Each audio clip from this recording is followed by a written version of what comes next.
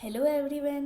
In today's video, we are going to do Class 7 Science Chapter number 16 Water, a Precious Resource.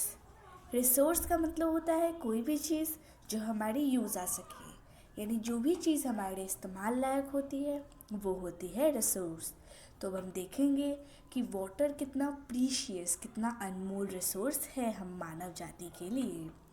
तो इस chapter में हमें पानी के बारे में पढ़ना है, पानी के सोर्सेस के बारे में पढ़ना है, ग्राउंड वाटर के बारे में पढ़ना है और साथ ही साथ इरिगेशन से रिलेटेड कुछ मेथड्स के बारे में पढ़ना है। तो शुरुआत करते हैं हमारा इंटरेस्टिंग चैप्टर। तो चैप्टर की शुरुआत में ही एक स्लोगन दिया है, जल है तो कल है। It means if you have water you can think of the future. अगर आपके पास पानी है तो आप भविष्य के बारे में सोच सकते हो, क्योंकि अगर पानी ही नहीं है तो आप भविष्य के बारे में सोच ही नहीं सकते। कि पानी नहीं है तो जीवन नहीं है, और जीवन ही नहीं है तो भविष्य का सोच के क्या फ़ायदा। तो इस चैप्टर में जल के बारे में पढ़ते हैं। शुरुआत करते हैं। You are perhaps aware that 2022 March is celebrated as the world water day. आपको पता होगा कि 22 मार्च जो है उसको वर्ल्ड वाटर डे के रूप में सेलिब्रेट किया जाता है। अ school celebrated water day and invited posters from the children of your age group. तो एक स्कूल जो है उसने वाटर डे सेलिब्रेट किया, जिसमें उन्होंने हमारी एज के बच्चों को ही बोला कि वो अलग अलग पोस्टर्स बना के लाएं। तो इस फिगर में वो सारे पोस्टर्स थे हैं जो अलग अलग बच्चों ने बनाए थे। तो एक बार पढ़ लेते हैं। सबसे पहले पोस्टर पे लिखा है save every drop of water, यानी पानी की हर एक बूंद को बचाओ। नेक्स्ट है यू कैन सेव वाटर, यानी तुम पानी को बचा सकते हो। फिर है एवरी ड्रॉप काउंट्स, यानी पानी की हर एक ड्रॉप जो है उसकी कीमत होती है। My best friend water. तो अब ये सारे बच्चों ने जो पोस्टर्स बनाए हैं इनका मैसेज क्या है, क्या ऑब्जर्वेशंस आपको देखने को मिल रहे हैं, वो आपको नोटबुक में नोट करने हैं और साथ ही साथ इन सब के बारे में क्लास में डिस्कस करना है। Have you ever felt a shortage of water at home और एट अ स्कूल। क्या आपने कभी स्कूल या घर पे पानी की कमी का सामना किया है? तो अगर आपने किया है तो आप कैसे उसका सामना करते हो ये बताओ। उस दिन आप क्या करते हो? मान लीजिए अगर आपके घर में एक दिन तक पानी नहीं आता तो आप क्या करते हो? मोस्ट प्रोबेबली आप नहाते नहीं हो, या फिर जो आपका ज़्यादा नेसेसरी नहीं है वो काम नहीं करते हो। नहाना तो वैसे भी कर ही लेते हैं, पर जैसे पानी के वेस्टेज जिन कामों में होते हैं वो काम करते हैं। पहले अगर 2 लीटर पानी यूज़ करते थे किसी काम के लिए तो उसमें 1 लीटर यूज़ करते थे। तो या तो यूज़ को कम कर देते हो या पूरी तरह से बंद कर देते हो।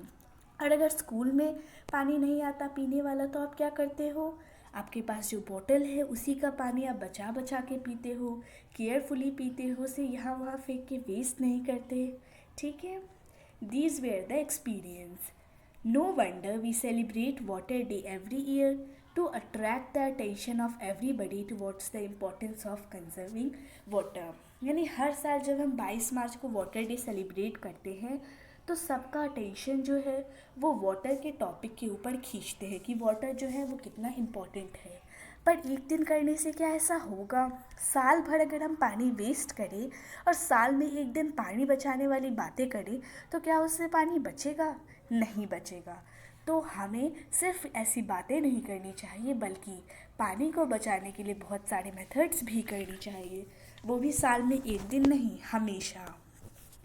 The amount of water recommended by the United Nations for drinking, washing, cooking and maintaining proper hygiene is minimum of 50 liters per person per day। यानी यूनाइटेड नेशन यानी जो यूएन है उन्होंने बताया है कि एक व्यक्ति, अकेला व्यक्ति, उसका पीने का, खाने का, नहाने धोने का जितना भी काम होता है उन सब में उसे 50 लीटर पानी जो है वो एक दिन में चाहिए।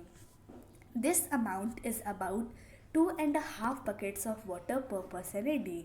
दूसरे शब्दों में कहे तो एक इंसान के लिए 2.5 बकेट पानी। Is your family getting at least this much of water. क्या आपकी फैमिली को इतना पानी मिलता है हर रोज?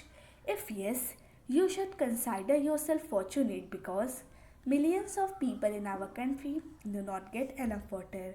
अगर आपकी फैमिली को इतना पानी मिलता है तो आप बहुत ही किस्मती हैं, क्योंकि लाखों करोड़ों लोग ऐसे होते हैं जिन्हें एनफ सही मात्रा में पानी नहीं मिलता है। आपके फ्रेंड्स और फैमिली के बारे में क्या उन्हें सफिशिएंट वाटर मिलता है? इन सब का एक्सपीरियंस आपको शेयर करना है। In some places there is an acute shortage of water, यानी कुछ जगह ऐसे होते हैं जहाँ पे एक्यूट शॉर्टेज ऑफ वाटर होता है। जैसे कि जो टैप्स नल के होते हैं वो सूख गए होते हैं। जब भी पानी आता है तो उसके लिए लंबी लंबी लाइनें होती हैं, पानी के लिए लड़ाई होती है, मार्च होता है, प्रोटेस्ट होता है कि पानी का और ज़्यादा चाहिए हमें। अब ये सब जो है हमारे लिए एक कॉमन साइट हो गया है। मोस्टली जब हम शहरों में पानी का टॉपिक छेड़ते हैं तो यही सब नज़ारे हमारी आंखों के सामने आते हैं। और आम तौर पे ऐसा गर्मियों में होता है, क्योंकि गर्मियों में वैसे भी थोड़ा सा सूखा की कंडीशन होती है और फिर ऐसी कंडीशन तो बहुत ही ज़्यादा कॉमन है।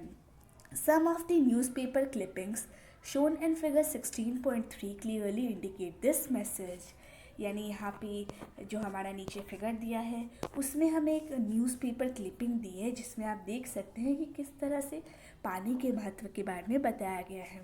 सबसे पहला जो है उस आर्टिकल का टॉपिक है वाटर कंजर्वेशन, और 3 आपको सिंपल वेज बताए हैं जिससे आप वाटर को सेव कर सकते हैं। और दूसरा न्यूज़पेपर क्लिपिंग है जिसमें आप देख सकते हैं कि बताया गया है कि वर्ष 2006 में अगर कम बारिश हुई तो कितना नुकसान सबको होगा। और ये जो आपका फिगर 16.2 है इसमें देख सकते हैं कि किस तरह से पानी के लिए लंबी लंबी कतारें या लाइनें लगी हैं। अब हम आते हैं एक्टिविटी 16.1 पे। Collect clippings from newspapers and magazines on the news items, articles and pictures related to water shortage, यानी वाटर की कमी से रिलेटेड जो भी आपको न्यूज़पेपर क्लिपिंग्स मिलती है, मैगज़ीन मिलता है, न्यूज़ आइटम्स मिलता है, इन सब को कलेक्ट कीजिए। उसके बाद उन्हें अपनी स्क्रैप बुक में पेस्ट कीजिए और अपने फ्रेंड्स के साथ शेयर कीजिए। List some problems face by the people and discuss them in the class. तो आपको क्या लगता है पानी की कमी से लोगों को कौन कौन से डिफ़िकल्टीज़, कौन कौन से प्रॉब्लम्स फेस करने पड़ते होंगे, वो लिखना है। और साथ ही साथ उन प्रॉब्लम्स को क्लास में डिस्कस करके उसका सल्यूशन निकालने की कोशिश करनी है।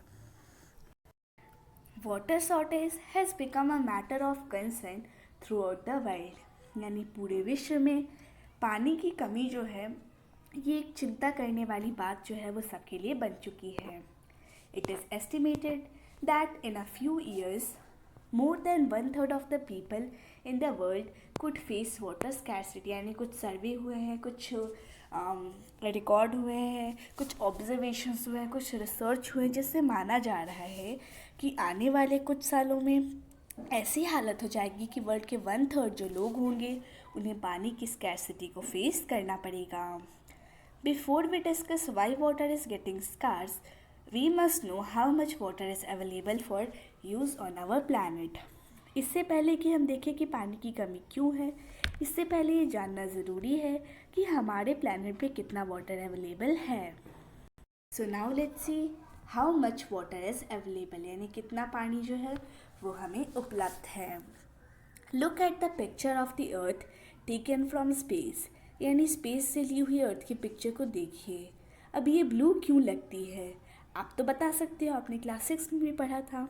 हम जानते हैं कि हमारी जो अर्थ है उसकी सरफेस का 71% जो है वो पानी से कवर्ड है, और इसमें से ज़्यादातर पानी जो है वो oceans, rivers, seas, lakes, ice caps, ground water और भी कुछ फॉर्म्स में एटमॉस्फेयर में प्रेजेंट है।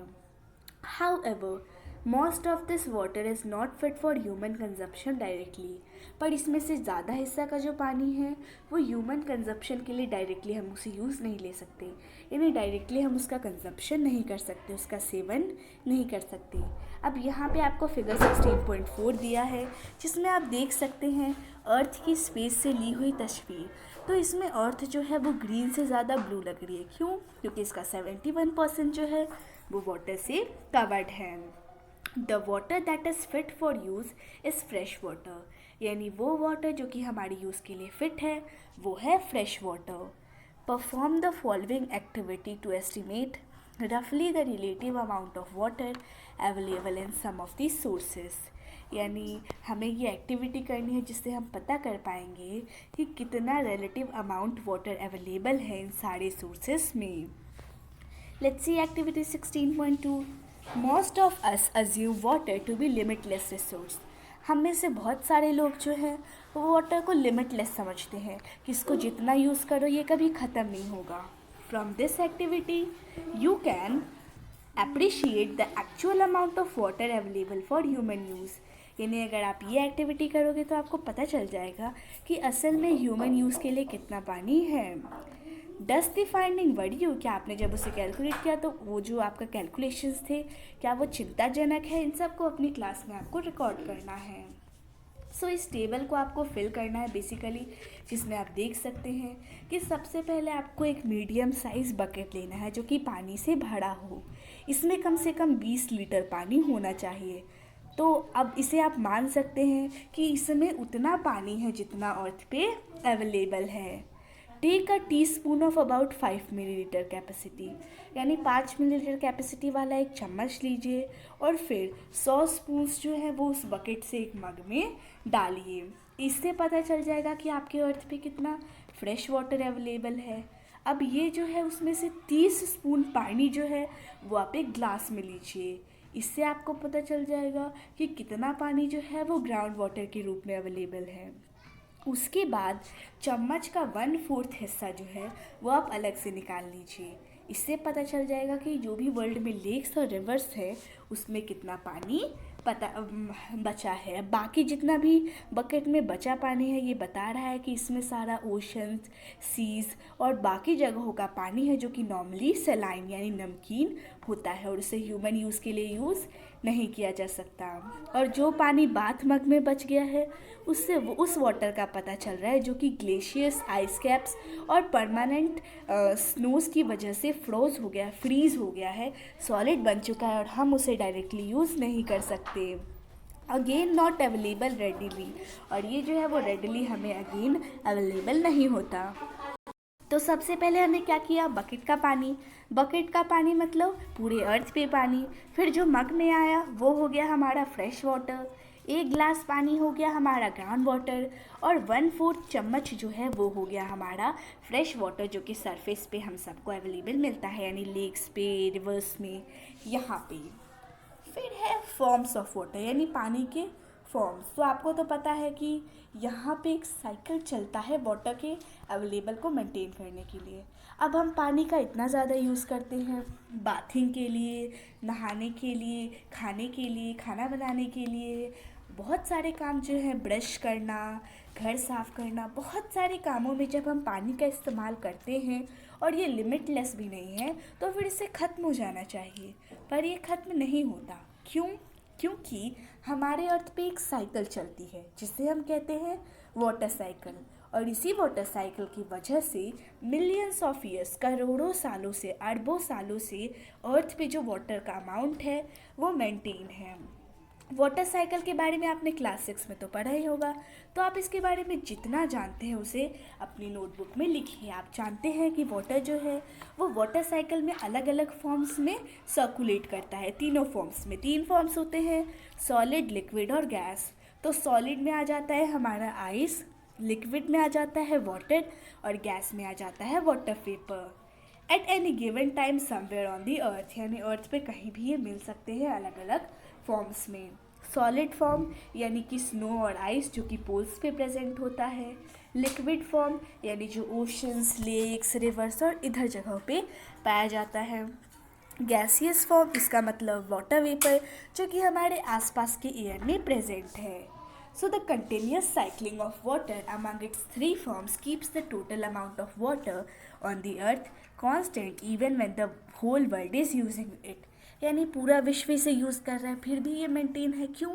क्योंकि ये जो वाटर है वो अपने अलग अलग स्टेट्स में अब बदल रही है, अपने साइकिल को मेंटेन कर रही है, और उसी की वजह से ये जो अर्थ पे वाटर का अमाउंट है वो भी मेंटेन्ड है। Does it give you any relief? तो अब आपको चैन मिला होगा कि अर्थ पे पानी ख़त्म नहीं होने वाला है और आपकी मृत्यु भी नहीं होने वाली है। एवरीवन, आज की वीडियो में हम कर रहे हैं class 7 science chapter number 13 water अ प्रीशियस रिसोर्स का पार्ट 2। पार्ट 1 में एक्चुअली वीडियो गलती से रुक गई थी और अब हमने वाटर साइकिल के टॉपिक को पार्ट 1 में कवर कर लिया था।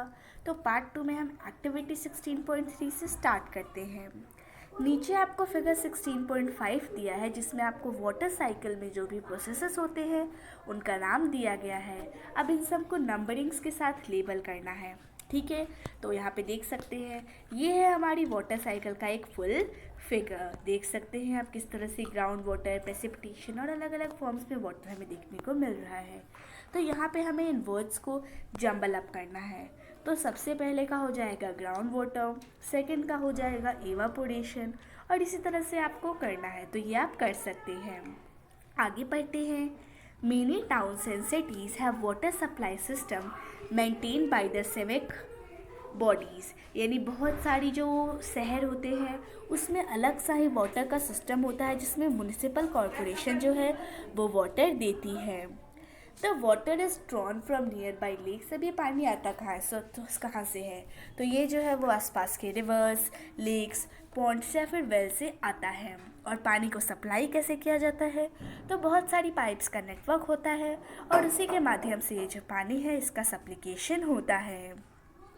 Many villages do not have such a water supply system, पर ज़्यादातर जो गांव होते हैं उसमें ऐसा वाटर सप्लाई सिस्टम नहीं होता है। तो वहाँ पे उन्हें पानी कैसे मिलता होगा, तो यहाँ पे हम क्या करते हैं, हमारे पास सोर्सेज से कनेक्टेड एक पाइप सिस्टम होता है, पर वो क्या है, वो सीधा सोर्सेज तक जाते हैं। जैसे वेल सोर्स है तो वेल तक जाते हैं, वहाँ से पानी निकालते हैं और फिर घर तक ले जाते हैं। There people fetch water directly from the sources. Often people and even children have to walk several kilometres to fetch water. और ज़्यादा तौर पे क्या होता है, जो आम लोग होते हैं या तक कि जो बच्चे होते हैं उन्हें भी 10-20 कितने किलोमीटर्स का सफ़र तय करना पड़ता है पानी को लाने के लिए, और इसमें सबसे ज़्यादा पिसते हैं बच्चे। They can not attend school regularly since they spend hours in fetching water. पानी ले जाने में ही घंटों लग जाते हैं और इसी वजह से वो स्कूल भी रेगुलरली अटेंड नहीं कर पाते।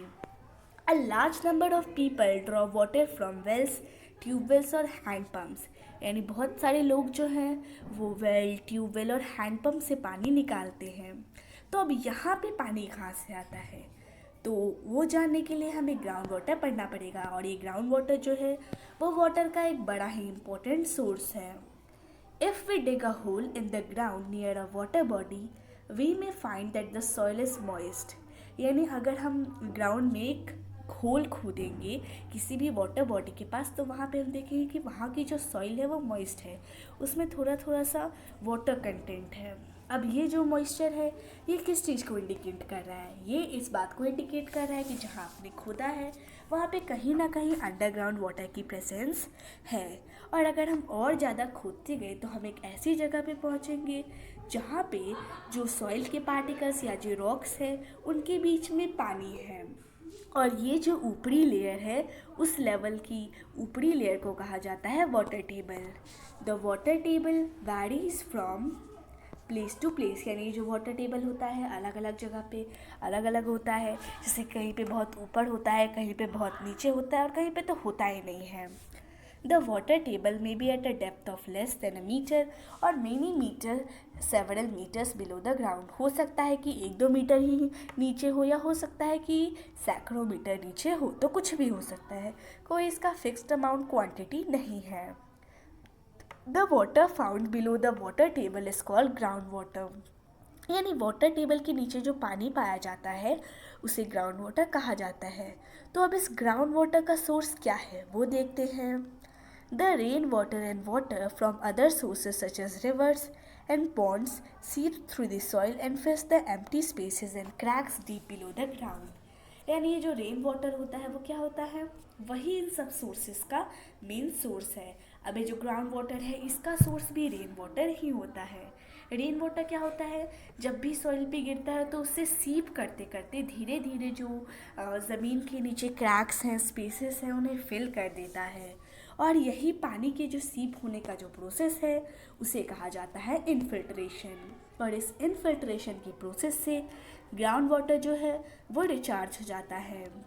Eight places the ground water is stored between layers of hard rock below the water table. पर कभी कभी ऐसा होता है कि ये जो पानी है वो वाटर टेबल के नीचे जो रॉक्स होते हैं, हार्ड रॉक्स होते हैं, उनके बीच की जगह में स्टोर होता है और इसी को एक्वीफर कहा जाता है। यानी अगर रॉक्स के बीच में पानी स्टोर हो रहा है वो कहा जाता है एक्वीफर। अब एक्वीफर में जो पानी है इसको भी हम बाहर निकाल सकते हैं by the help of tubewells और hand pumps.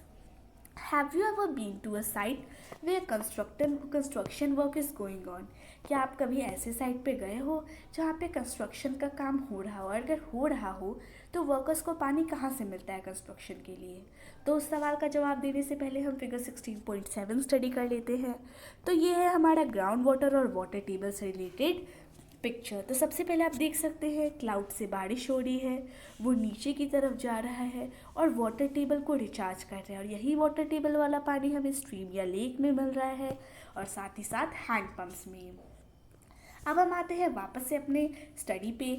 May be you have been boring being done at such sites to reach the water table. मतलब हो सकता है कि वो जो वर्कर्स हो वो उन साइट्स पे गड्ढे खोदते हो वाटर टेबल तक पहुंचने के लिए। तो इस बात को आपको इंक्वायर करना है। Can we keep on drawing water from under the ground? How will it affect the water table? अगर हम खोदते गए उससे पानी निकालते गए तो इससे वाटर टेबल पे क्या इफेक्ट पड़ेगा? सिंपल सी बात है, कम हो जाएगा। तो उस टॉपिक को पढ़ते हैं, डेप्लेशन ऑफ वाटर टेबल, यानी किस तरह से वाटर टेबल का डेप्लेशन हो रहा है, उसकी जो लेवल है वो कम हो रहा है। So water drawn from under the ground gets restored by seepage of rain water. तो जो भी पानी हम ग्राउंड से निकालते हैं वापस से जब बारिश होती है तो सीपेज की मदद से वो जो कम किया है हमने उसको मेंटेन लेवल कर लेता है। The water table does not get affected as long as we draw as much water as is replenished by natural processes. Water table को तब तक इफेक्ट नहीं पड़ता जब तक हम इतना पानी नहीं निकाल लेते जो कि इन नेचुरल प्रोसेसेस के द्वारा रिप्लेनिश नहीं हो सकता है। यानी जितना रेन वाटर है उतना ही अगर हम निकाल रहे हैं तो ठीक है, पर अगर हमने उससे ज़्यादा निकाल लिया तब उस पर अफेक्ट पड़ सकता है। However, वाटर टेबल में go down if the water is not sufficiently replenish. यानी अच्छे से अगर वाटर रिप्लेनिश नहीं हुआ है तो जो वाटर टेबल का लेवल है वो नीचे चला जाएगा।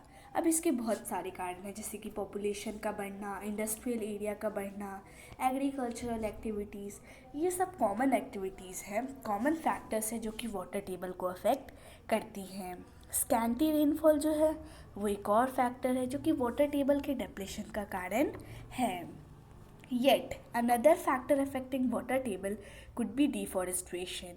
और एक और फैक्टर ये हो सकता है कि जो हम पेड़ को काट रहे हैं वो, और साथ ही साथ सीपेज ऑफ वाटर की जो एरिया है उसमें डिक्रीज़ हो रहा है। यानी मिट्टी होती है तो उससे वाटर सीप हो जाता है, पर जब हम उस पर रोड्स कंस्ट्रक्ट कर देते हैं, बिल्डिंग्स कंस्ट्रक्ट करते हैं, फिर वाटर का सीपेज नहीं हो पाता। So that is also a major factor. Now let's see each and every factor very deeply. First factor is increasing population, यानी पॉपुलेशन का बढ़ना। तो अगर पॉपुलेशन बढ़ती है तो नए नए घर बनते हैं, नए नए शॉप्स बनते हैं, नए नए ऑफिस बनते हैं, नए नए रोड बनते हैं, नए नए पेवमेंट्स बनते हैं। इनसे क्या होता है, जो खुली जगह होती है जैसे कि पार्क और प्लेग्राउंड, इसके ऊपर ही बनाए जाते हैं तो इनका नंबर जो है वो कम हो जाता है। अब यहीं से पानी का सीपेज होता है तो इसकी वजह से पानी का जो सीपेज है वो भी कम हो जाता है। अब क्या इसका रिज़ल्ट होगा? हमें पता है कि जो पक्का फ्लोर होता है वो पानी को सीप नहीं होने देता है, जबकि ग्रास लॉन यानी जो नॉर्मल सॉइल होती है वो पानी को सीप होने देती है। तो इसकी वजह से पानी जो है वो मोस्टली ड्रेन्स में जाके वेस्ट हो जाता है या फिर फ्लड्स कॉज करने लगता है। Moreover a huge amount of water is required for construction work. अब इन सबको कंस्ट्रक्ट करने में भी बहुत सारा पानी यूज़ होता है, और आमतौर पे कौन सा पानी यूज़ होता है? Ground water. So on the one hand we are consuming more groundwater and on the other we are allowing lesser water to seep into the ground।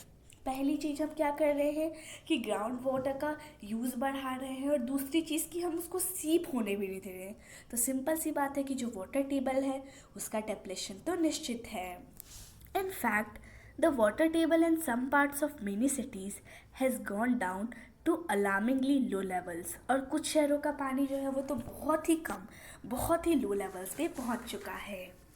Now let's C increasing industries कि industries का बढ़ना किस तरह से एक और factor है। Water is use by all the industries, यानी जितनी भी इंडस्ट्रीज़ है सब पानी का इस्तेमाल करती हैं। Almost everything that we use needs water somewhere in its production process. आमतौर पे हम जितनी भी चीज़ें यूज़ करते हैं उसके प्रोडक्शन में कहीं ना कहीं वाटर का इस्तेमाल होता है, तो इस वजह से भी वाटर टेबल का डिप्लेशन हो रहा है। फिर है agricultural activities. A majority of farmers in India depend upon rains for irrigating their crops, यानी भारत के ज़्यादातर जो फार्मर्स होते हैं वो बारिश का इंतज़ार करते हैं क्रॉप्स को इरीगेट करने के लिए। और कहीं कहीं सिर्फ इरिगेशन सिस्टम्स होते हैं जैसे कि कैनल्स और कुछ और सिस्टम्स। अब इन सब से क्या होता है, बहुत ज़्यादा पानी का ग्राउंड वाटर का यूज़ से बढ़ता है। कभी कभी मान लीजिए बारिश कम होती है तो वो क्या करते हैं, ग्राउंड वाटर का इस्तेमाल करते हैं इरिगेशन के लिए। अब ज़्यादा पॉपुलेशन प्रेशर पड़ रहा है, ज़्यादा ग्राउंड वाटर का यूज़ कर रहा है, तो सिंपल सी बात है वाटर टेबल जो है उसका डिप्लेशन होना तय है, और इसी से वाटर टेबल का डिप्लेशन होता है। तो ये था हमारा पार्ट 2। पार्ट 3 में हम डिस्ट्रीब्यूशन ऑफ वाटर से कंटिन्यू करेंगे। वीडियो कैसी लगी, अगर अच्छी लगी हो तो लाइक कीजिएगा, कमेंट करके हमें ज़रूर बताइएगा, और अपनी इस वीडियो को फ्रेंड्स के साथ शेयर कीजिएगा, चैनल को सब्सक्राइब कीजिएगा, और अगर कोई डाउट हो तो वो भी आप कमेंट सेक्शन में पूछ सकते हैं। Thank you. हेलो एवरीवन, आज की वीडियो में हम कर रहे हैं class 7 science chapter number 13 water अ प्रीशियस रिसोर्स का part 3।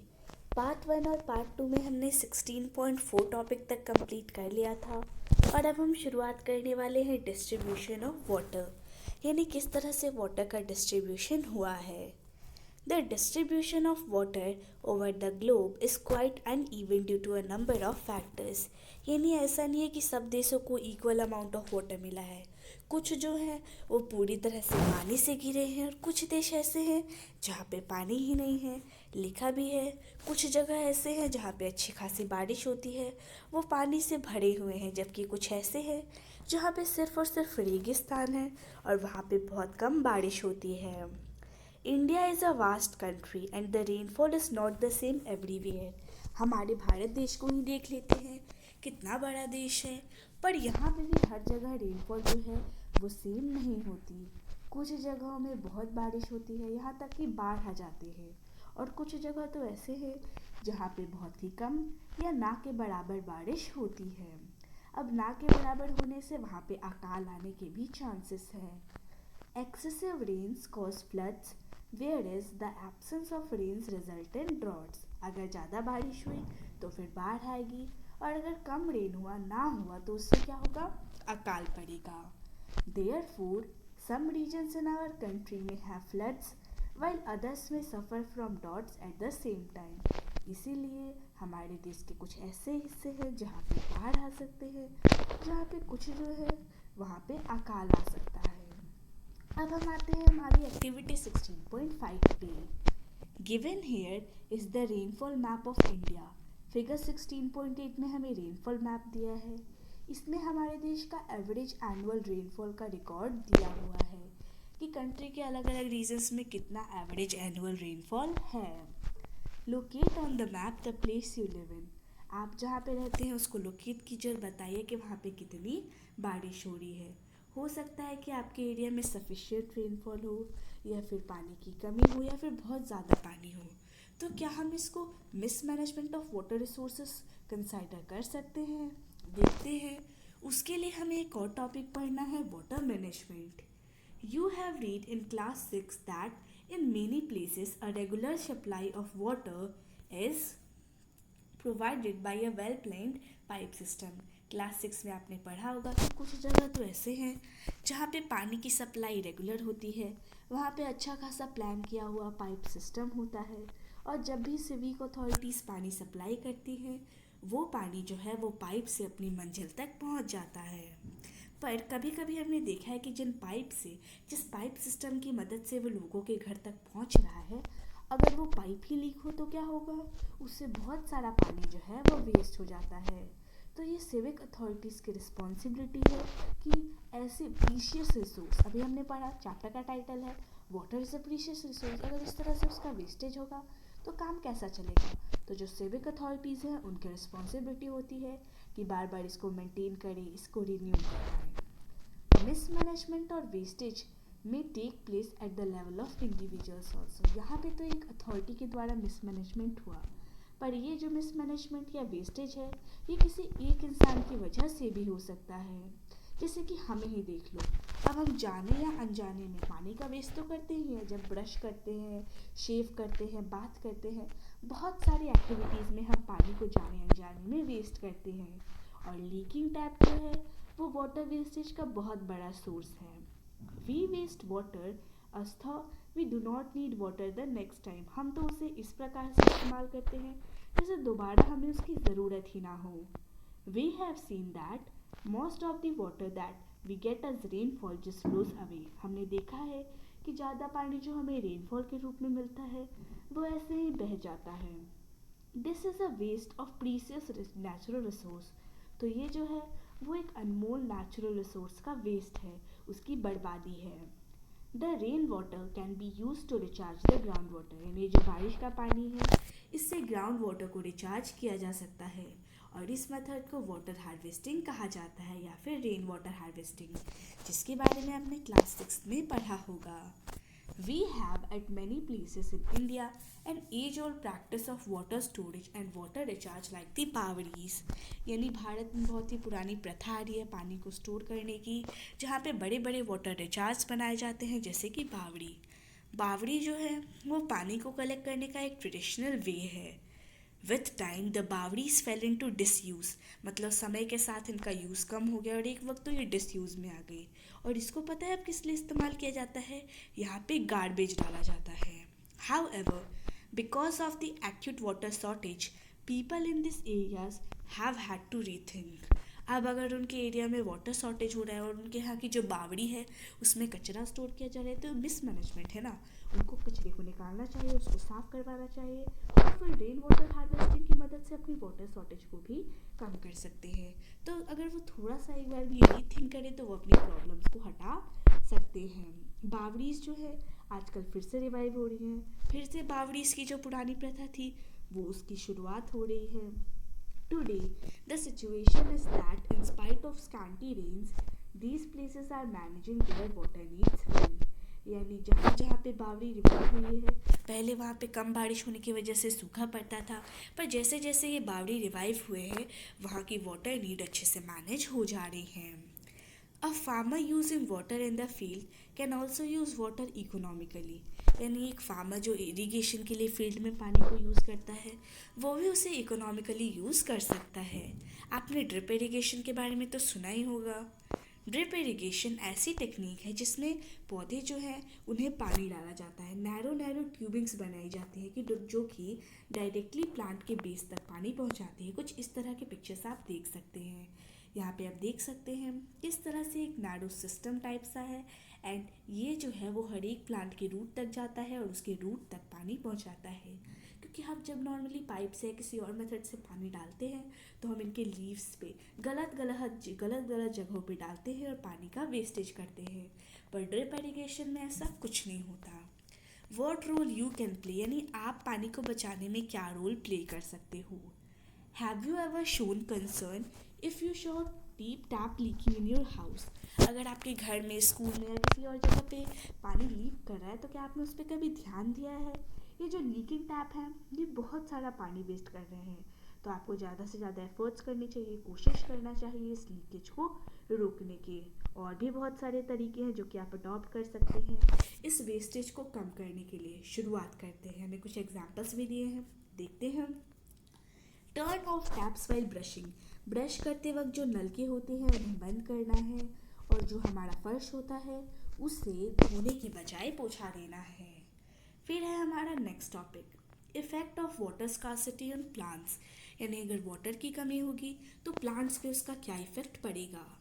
You must have seen potted plants wilting and ultimately drawing up if they did not get water even for a few days. आपने देखा होगा अगर आप पॉट में रखे plants को हम कुछ दिनों तक पानी नहीं देते हैं तो वो सूख जाते हैं। चैप्टर 1 में भी हमने पढ़ा था कि प्लांट्स जो हैं वो सॉइल से न्यूट्रिएंट्स लेते हैं अपना खाना बनाने के लिए। क्या होगा अगर वाटर ही नहीं होगा, प्लांट्स को वाटर नहीं मिलेगा, वो खाना नहीं बनाएंगे, तो जो हमारा प्लैनेट का ग्रीन कैरेक्टर है वो पूरी तरह से लॉस हो जाएगा। और अगर प्लांट्स नहीं है तो जीवन भी नहीं है। प्लांट्स के बिना ना खाना होगा, ना ऑक्सीजन होगा, ना बारिश होगी, और बहुत सारे प्रॉब्लम्स होंगे। सो plants are very necessary for us. Now let's see a successful initiative. Rajasthan is a hot and dry place, यानी राजस्थान जो है सूखी और गर्म जगह है। वहाँ पे बहुत वाटर की नेचुरल स्कासिटी है, यानी बहुत नेचुरली ही बहुत कम पानी वहाँ पे होता है।